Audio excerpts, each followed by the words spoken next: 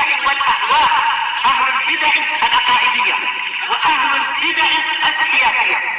نقول بيننا وبينكم السلف، بيننا وبينكم الكتب، كان فيقول البدع بيننا وبينكم. Bismillahirrahmanirrahim. Qala al-Imam an-Nawawi rahimahullahu taala Al-haditsus samin wa samanun ba'da arba'imi'ah 448. Wa anhu, dari Anas bin Malik radhiyallahu anhu, qala Abu Bakar li Umar radhiyallahu anhuma. Abu Bakar berkata kepada Umar radhiyallahu anhuma, ba'da wafati Rasulullah sallallahu alaihi wasallam, setelah wafatnya Rasulullah sallallahu alaihi wasallam, intaliq bina ila Ummi Aiman radhiyallahu anha. Marilah kita berangkat bersama-sama menuju ke Ummu Aiman radhiyallahu anha, nazuruha, untuk kita mengunjungi mereka, mengunjungi beliau. Kama kana Rasulullah SAW yazuruha, sebagaimana dulu Rasulullah SAW mengunjungi Ummu Aiman. Falamman tahaya ilaiha bakat. Ketika mereka berdua sampai ke tempat Ummu Aiman menangis. Faqala laha, maka mereka berdua bertanya pada Ummu Aiman, ma yubkik, apa yang membuat Anda menangis? Ama ta'lamina anna ma 'indallahi ta'ala khairun li Rasulillah sallallahu alaihi wasallam? Apakah engkau tidak tahu bahwasanya apa yang di sisi Allah Ta'ala itu lebih baik untuk Rasulullah sallallahu alaihi wasallam? Qalat ma abki anni la a'lamu anna ma 'indallahi khairul li Rasulillah sallallahu alaihi wasallam. Tidaklah saya menangis dikarenakan saya betul-betul tahu bahwasanya apa yang di sisi Allah itu lebih baik untuk Rasulullah SAW. Walakinni, akan tetapi, abki annal wahya qad inqata'a minas sama. Tetapi saya menangis karena wahyu telah terputus dari langit. Fahayyajatuhuma alal buka. Maka wanita ini hayyaja, yaitu apa? Menghasung, yaitu ucapan Ummu Aiman ini menyebabkan mereka berdua pun menangis juga. Faja'ala yabkiyani ma'aha, maka mulailah mereka berdua menangis bersama Ummu Aiman. Rawahu Muslim. Wa qad sabaqa fi babi ziyarati ahlil khair, dan telah berlalu pembahasan ini dalam bab mengunjungi orang-orang yang baik. Baik. Adapun untuk di dalam Sahih Muslim, dan itu lebih bagus, ada lam nafi. Ada la nafiyah, kata Syekh Muhammad, kata Syekhuna Abu Amr Al-Hajuri Abdul Karim, yaitu apa? Ada lafaz ma'abki Allah. Nah, itu lebih bagus maknanya, lebih jelas, bukan seperti yang dinukilkan oleh Imam Nawawi ma'abki anni, tapi ma'abki Allah akuna. Bukanlah saya menangis karena saya tidak tahu bahwasanya apa yang di sisi Allah lebih baik untuk Rasulnya, tapi menangisnya karena faktor lain. Masalah tahu, saya tahu jelas apa yang Allah siapkan untuk Rasulnya lebih baik daripada dunia seisinya. Baik. Ini telah berlalu, tapi kita ambil secara garis besarnya. Setelah wafatnya Rasulullah Shallallahu Alaihi Wasallam, maka Abu Bakar berkata pada Umar, marilah kita mengunjungi Ummu Aiman. Kenapa? Sebagaimana dulu Rasulullah SAW mengunjungi Ummu Aiman. Ummu Aiman ini adalah termasuk pengasuhnya Rasulullah SAW. Bahkan saking dekatnya Ummu Aiman dengan Rasulullah, sampai Rasulullah memberikan hadiah-hadiah khusus. Hadiah khusus, banyak hadiah. Dan juga ketika terjadi perang Khaybar, kemudian para sahabat banyak yang menjadi kaya, mampu untuk memenuhi keperluan sendiri, punya kebun-kebun yang banyak. Maka mulailah orang-orang muhajirin mengembalikan kebun-kebun yang dulu diberikan oleh orang Ansor.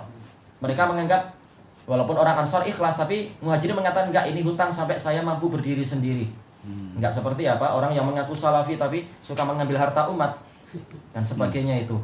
Minta hutang tapi tahu-tahu seperti si Abdullah Mar'i yang diagungkan oleh Hizbul Jadid itu, yarhamukallah. Disebutkan oleh para saksi, para masyayikh yang jadi saksi dulu di Hadramaut, dia hutang banyak sekali kepada hutang atas nama dakwah. Kepada kepada para pedagang. Ya, pedagang kadang-kadang malu, tapi kalau enggak dipenuhi nanti seperti yang disebutkan dalam beberapa kisah, nanti pengikutnya Abdullah Mar'i mengatakan, oh, orang ini enggak cinta dakwah. Nah, ini kasihan. diejek, akhirnya ya udah dikasih. Nah, katanya janjinya setahun atau 2 tahun tergantung kesepakatan. Setelah itu apa, pedagangnya datang menagih, maka dia mengatakan, si mar'i mengatakan, jadikan itu bagian dari zakat kamu lah. Jadi nggak pernah bayar sudah. Nah, orangnya katanya, para saksi mengatakan akhirnya orangnya malu untuk menagih-nagih, nanti dianggap cinta dunia, nanti dianggap tidak cinta dakwah. Akhirnya malu untuk menagih karena dengan alasan sudah ini untuk zakat aja. Akhirnya intinya nggak pernah bayar. Baik, sementara para sahabat, walaupun para Ansor itu sudah ikhlas memberikan, para sahabat Muhajirin mengatakan enggak, pokoknya ini adalah kami anggap sebagai hutang. Nanti kalau saya sudah mampu berdiri sendiri, saya kembalikan. Maka ketika terjadi perang Khaybar dan muslimin mendapatkan harta-harta yang sangat banyak dan kebun yang luas itu, maka para Ansor mengembalikan kebun-kebunnya itu. Nah, kemudian Ummu Aiman juga apa? Ummu Aiman dari kalangan Muhajirin, dan beliau juga mendapatkan beberapa pokok kurma dari Rasulullah SAW. Sebenarnya dari para Ansor, tapi Rasulullah yang memilihkan untuk diberikan ke Ummu Aiman. Ketika diberikan ke Ummu Aiman mengatakan enggak, saya enggak mau kembalikan karena ini pilihan Anda. Yaitu mencari berkah dari apa yang Rasulullah pilihkan. Rasulullah katakan, ya sudah, 1 pohon diganti 2 pohon. Enggak, saya enggak mau, pokoknya saya pilih ini yang Anda pilihkan. Akhirnya kalau nggak salah di sebagian riwayat dikatakan sampai 1 pohon ditukar jadi 6 pohon, baru dia mau, nggak apalah. Ini dan Rasulullah setuju, memang ini kedudukan khusus Ummu Aiman. Dan juga di dalam Sahihul Musnad punya Imam Al-Wadi, ketika membahas masalah keutamaan Ummu Aiman ketika Rasulullah datang ke rumah Ummu Aiman sebagai pengasuh beliau, dan ini sudah tua beliau Ummu Aiman. Baik, kemudian Ummu Aiman buat masakan. Kebetulan Rasulullah ketika itu sedang kenyang. Rasulullah nggak makan, dimarahi oleh Ummu Aiman, gini. Nah, Rasulullah udah makan aja. Menunjukkan ini memang keutamaan sampai mampu untuk marah pada Rasulullah, yang lain mana berani. Ini adalah keutamaan Ummu Aiman, dan Rasulullah mengatakan barang siapa mau menikah dengan wanita ahlul jannah hendaknya menikahi Ummu Aiman. Maka dia dinikahi oleh siapa? Zaid bin Harithah. Sehingga lahirlah siapa itu? Usamah bin Zaid. Zaid bin Harithah ini kulitnya putih. Ummu Aiman ini dari Habasyah kalau tidak salah, kulitnya hitam. Lahir Usamah, kulitnya hitam juga. Makanya makanya ma'ruf di dalam kisah-kisah itu yang mana orang mulai membicarakan ini gimana ini bapaknya putih sementara anaknya hitam gini, orang meragukan nasab. Akhirnya Akhirnya Mujazzaz Al-Mudliji berkata, ketika waktu itu Usamah dengan ayahnya itu tidur dalam keadaan kepalanya tertutup, hanya kakinya saja, yang satu kaki putih, satu kaki hitam. Maka Al-Mujazzaz Al-Mudliji mengatakan, ini adalah anak ini. Rasulullah langsung datang ke Aisyah mengatakan dengan wajah yang keemasan, gembira, mengatakan, apakah engkau enggak dengar ucapan si Al-Mujazzaz Al-Mudliji bahwasanya dia mengatakan ini anaknya ini. Nah betul, saya memang sudah yakin jelas Usamah adalah anak dari siapa? Zaid bin Harithah. Rasulullah sangat gembira dengan itu. Ini adalah anak Ummu Aiman yang dicintai oleh Rasulullah. Maka manakala kita sudah tahu kedudukan Ummu Aiman seperti ini dan Rasulullah sering mengunjungi, maka Abu Bakar yang memang beliau adalah orang yang selalu selalu cinta dengan sunnah Nabi dan meniru Nabi, dan ma'ruf kalam beliau, tidaklah aku tinggalkan suatu sunnah Rasul tidaklah aku biarkan suatu sunnah Rasul kecuali aku kerjakan itu. Karena aku khawatir kalau aku tinggalkan sedikit saja dari sunnah Rasul lalu aku akan tersesat. Ini Abu Bakar. Walaupun sudah dijamin masuk surga dari 8 pintu, tapi beliau sendiri setia dengan sunnah Nabi. Maka beliau mengajak Umar untuk mengunjungi Ummu Aiman, sebagaimana Rasulullah dulu juga sering mengunjungi Ummu Aiman, yaitu ikut sunnah Nabi. Dan dari sisi yang lain, ini sebagai pelaksanaan dari hadis Nabi SAW, hadis Ibni Umar itu, hadisnya yang sahih itu, barang siapa termasuk dari berbakti yang paling besar seorang anak kepada orang tua adalah dia menyambung hubungan dengan orang-orang yang dicintai oleh orang tua dia. Dan ma'ruf Rasulullah adalah orang tua kita. Allah Ta'ala menyebutkan an-nabiyyu aula bil mu'minina min anfusihim wa azwajuhu ummahatuhum. Nabi itu lebih dekat kepada mukminin daripada diri mereka sendiri, dan istri-istri Nabi adalah ibu mereka. Berarti Nabi adalah ayah kita. Sebagaimana hadis yang diriwayatkan oleh Imam Ahmad dengan sanad yang sahih dari Rasulullah SAW, Yaitu hadits Abi Hurairah, Rasulullah bersabda, "Innama ana lakum bimanzilatil walid." Aku bagi kalian adalah seperti seorang ayah. Baik, maka setelah Rasulullah meninggal, Abu Bakar lihat siapa yang sering dikunjungi Rasulullah. Kita berbakti kepada mereka sebagaimana Rasulullah, kita berbuat baik kepada mereka sebagaimana Rasulullah berbuat baik kepada mereka. Maka dia pun mengajak Umar untuk mengunjungi Ummu Aiman. Nah, Umar diajak kepada yang baik, mau. Langsung mereka berdua datang. Kemudian ketika Ummu Aiman lihat dua orang ini datang, dan jelas bukan berarti ikhtilat atau ma'ruf. Boleh jadi dilihat siapa itu yang datang, atau ditanya siapa yang datang, dan ini ma'ruf. Dan juga Ummu Aiman sudah tua. Sementara kita sudah tahu bahwasanya boleh wanita yang sudah tua ini menampakkan wajah dan sebagainya. Jadi enggak kemudian kenapa mereka tanya, kenapa kamu menangis? Gimana tahu dia menangis?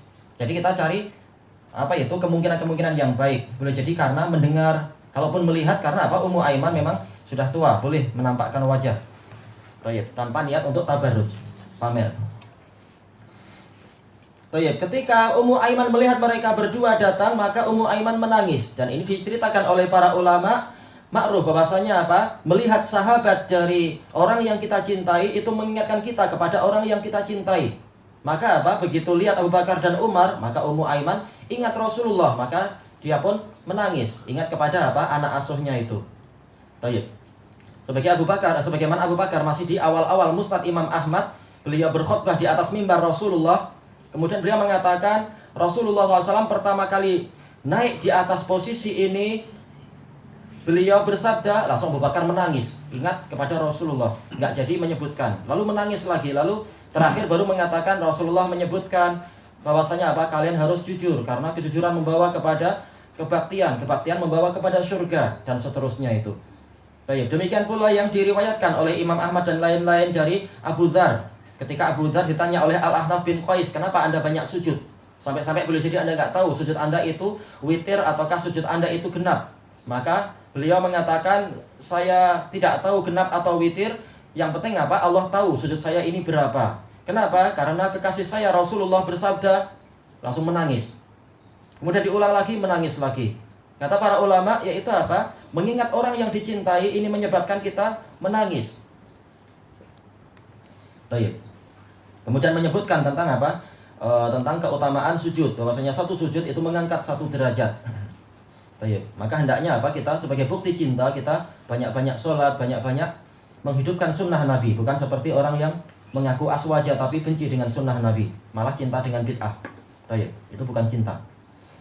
Maka Ummu Aiman ketika melihat mereka berdua yang memang orang terbaiknya Rasulullah dan orang terdekatnya, maka beliau ingat Rasulullah, maka beliau pun menangis. Maka mereka berdua bertanya, apa yang menyebabkan Anda menangis? Dan ini menunjukkan itu masyru'iyatu al-istifsar indal iskal.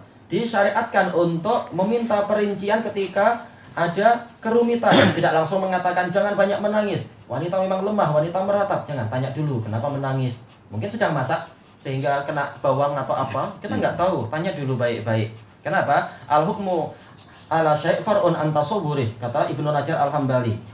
Hukum terhadap suatu perkara itu cabang dari penggambarannya. Jadi cari penggambaran yang lengkap baru engkau menghukumi. Tanya dulu ada apa. Jangan langsung melarang, jangan langsung menghukumi dan menghakimi. Kemudian ama ta'lamina anna ma indallahi ta'ala khairun li Rasulillah SAW. Apakah engkau tidak tahu bahwasanya apa yang di sisi Allah, yaitu kenikmatan-kenikmatan besar, itu lebih baik untuk Rasulullah SAW? Ini isyarat kepada hadis Aisyah, dan juga isyarat kepada hadis Abi Sa'id Al-Khudri. Ketika di akhir khutbah Rasulullah dalam keadaan kepala beliau sudah diikat itu, karena sangat pening, sangat sakit sudah, beliau mengatakan ada seorang hamba yang Allah Ta'ala beri pilihan, apakah memilih di sisi Allah ataukah memilih dunia seisinya. Maka hamba itu ternyata memilih apa yang di sisi Allah. Maka Abu Bakar menangis, mengatakan mengatakan kami semua dan ayah ibu kami sebagai tebusan Anda wahai Rasulullah, yaitu kalau boleh semuanya kami kurbankan, yang penting Anda tetap bersama kami. Maka orang-orang mengatakan ada apa dengan syekh ini? Sekedar Rasulullah cerita tentang seorang hamba begini-begini, dan wajar dia memilih di sisi Allah. Tapi kenapa syekh ini menangis? Maka Abu Sa'id mengatakan, Abu Bakar dia orang yang paling tahu tentang Rasulullah di antara kami semua, dan beliau tahu apa yang diinginkan Rasulullah, yaitu Rasulullah diberi pilihan, apakah memilih di sisi Allah dengan segala kenikmatan yang dijanjikan, atau milih dipanjangkan umurnya agar dengan apa? Dengan seluruh kenikmatan di dunia. Ternyata Rasulullah memilih yang di sisi Allah, dunia nggak ada apa-apanya. Baik. Sebagaimana apa? Dalam hadis Aisyah, sesungguhnya setiap nabi ketika mau mati itu diberi pilihan oleh Allah, apakah milih dunia seisinya ataukah memilih apa yang di sisi Allah. Maka setiap nabi memilih kembali kepada Allah saja. Bukan apa? Bukan cinta dunia seperti orang yang tidak kenal Allah. Baik. Maka inilah yang disebutkan oleh Abu Bakar, apakah engkau tidak tahu kenikmatan yang Allah siapkan untuk Rasulnya lebih baik daripada beliau tetap bersama kita? Maka apa? Ummu Aiman mengatakan, bukanlah saya menangis karena saya tidak tahu masalah itu. Jelas saya tahu surganya Rasulullah tertinggi dan paling dekat dengan Allah dan seterusnya. Tetapi saya menangis adalah untuk masalah kita, yaitu apa? Wahyu terputus dari langit. Kita nggak lagi mendapatkan bimbingan-bimbingan yang baru. Sehingga apa? Kita harus ijtihad. Nah, ini yang membuat saya menangis. Ini adalah orang-orang yang tahu nilai wahyu. Selama kita ada bimbingan, maka kita akan gembira dan terbimbing dan terarahkan. Tapi kalau sudah tidak ada lagi wahyu, maka kita akan apa? Kesulitan. Kita harus mengurus sendiri dan Allah memperhatikan bagaimana cara kita menghukumi dan bersikap. Tidak ada lagi yang membimbing kita. Maka tinggal apa? Memegang baik-baik wasiat Rasulullah berupa Al-Quran dan As-Sunnah itu. Pandai-pandai mempelajari, pandai-pandai merenungi isinya. Baik. Dan ini dari hadis ini menunjukkan tentang apa? Betapa besarnya hajat manusia kepada wahyu. Kalau wahyu sudah terputus, maka terjadilah apa yang kita lihat di dalam sejarah itu. Para sahabat terpaksa harus apa? Harus perang satu sama lain karena masing-masing ijtihadnya lain-lain. Di masa Rasul ketika ada perselisihan antar Bani Amr bin Auf, maka Rasulullah datang dan mendamaikan. Demikian pula perselisihan antara Aus dan Khazraj ketika terjadinya hadisul ifk. Mereka nggak tahu kisah Aisyah yang betul apa. Maka apa? Rasulullah yang mendamaikan dengan wahyu dari Allah. Tidak jadi berkelahi dan seterusnya. Tapi ketika wahyu telah terputus, masing-masing terpaksa ijtihad sesuai dengan yang dia ilmui, sehingga banyak perang, banyak pertumpahan darah, belum lagi batu api yang dilemparkan oleh orang Khawarij di malam hari perang Jamal itu. Sebelum ada perang, orang Khawarij menembakkan panah ke pasukannya Aisyah, sehingga pasukan Aisyah menyangka pasukan Ali yang menembaki mereka. Akhirnya terjadi perang besar yang mati beribu-ribu orang. Itu akibat dari apa? Ketika wahyu sudah putus, hasilnya memang sangat berat. Maka orang yang mendalam ilmunya tahu ini adalah perkara yang sangat menyedihkan ketika Rasulullah meninggal, wahyu telah terputus. Dan ini dari sini ada dalil tentang apa? Tentang salahnya pendapat orang-orang ahli kalam yang mengatakan, yaitu dohir kalam mereka sebenarnya adalah apa? Kita nggak perlu Quran. Ada Quran ataupun nggak ada Quran, ilmu kita cukup dengan apa? Ajaran dari para pujangga Yunani ataupun Hindia itu. Buktinya apa? Buku-buku ilmu kalam hampir tidak ada dalil dari Quran, apalagi dalil dari Sunnah. Bahkan buku yang disyaratkan untuk mengambil mengambil tauliyah di Kedah ini, syaratnya adalah buku itu Kifayatul Awam. Dari awal sampai akhir nggak ada dalil Quran sama sekali, kecuali ketika pembukaan, ketika sedang memuji Allah. Tapi tentang dalil masalah akidah yang 50 nggak ada dalil sama sekali. Dalilnya adalah dengan akal. Dan mereka sudah banyak mengatakan cukup, dalil akli itu cukup. Sementara orang yang kenal Allah dan kenal keutamaan wahyu, dia menangis ketika wahyu itu putus. Dan juga dari hadis ini kita mendapatkan faedah tentang bahwasanya Allah itu dari langit. Allah Ta'ala tinggi di atas langit. Makanya wahyu memang dari Allah. Dikatakan wahyu terputus dari langit, memang Allah Ta'ala tinggi di atas sana.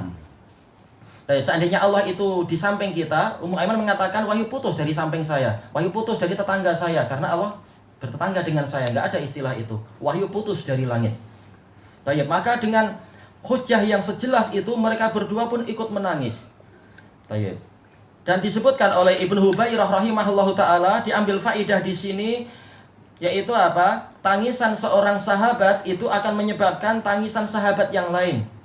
Kenapa? Rata-rata orang berteman itu menunjukkan ada kedekatan hati. Karena ada kedekatan hati, maka menjadi sahabat karib, menjadi teman dekat, menjadi istilahnya rekan yang dekat dan sebagainya. Maka kalau rekannya menangis, maka dia pun ikut terharu dan menangis, terutama kalau tahu sebabnya. Dan kata beliau, ini bukan riya. Bukan semata-mata kamu menangis, saya menangis sajalah, saya ikut kamu. Itu memang riya macam itu. Tapi ini betul-betul tahu hujahnya, dan menangisnya adalah ikhlas. Sebabnya adalah karena Karena wahyu telah terputus dari langit. Dan ini bukan riya. Dan juga kata Ibnu Hubairah diambil faidah di sini husnul ahad wa mura'atus suhbah, yaitu kita harus pandai-pandai untuk selalu mencari hubungan dengan sahabat-sahabat kita, jangan diputus. Punya sahabat maka apa? Dijaga baik-baik, sering dihubungi, baik hubungan langsung dengan ziarah dan hadiah ataupun apa? Lewat telepon atau lewat tulisan, lewat surat dan sebagainya. Ini husnul ahad dan menjaga persahabatan. Thayyib. Kenapa? Satu sahabat ini apa itu? Ini sebenarnya sangat sedikit. Kita perlu banyak sahabat yang lain. Sementara yaitu 1000 sahabat ini masih kurang. Kita perlu sahabat yang banyak. Sementara satu musuh itu sudah terlalu banyak. Maka jaga baik-baik kalau kita punya sahabat, punya teman dan seterusnya. Baik. Dan juga kita nggak tahu nanti di hari kiamat siapa dari teman-teman kita yang ingat kita dan memberikan syafaat. Kita nggak tahu. Maka perbanyak sahabat-sahabat itu. Boleh jadi dari mereka ada yang mau memberikan syafaat, dan boleh jadi di antara sekian pemberi syafaat ada 1-2 yang syafaatnya diterima. Kita nggak tahu dari lidah yang mana. Maka perbanyak syafaat, perbanyak sebab-sebab syafaat tadi dengan memperbanyak sahabat. Jangan cepat-cepat diputus. Baik. Kemudian jadilah mereka berdua menangis bersama Ummu Aiman. Baik. Dan juga disebutkan oleh para ulama, diambil faedah dari hadis ini, yaitu bolehnya laki-laki mengunjungi wanita yang bukan mahram asalkan tidak ada fitnah, asal tidak timbul fitnah. Adapun kalau timbul fitnah ya jangan. Baik, ilahuna wallahu a'lam.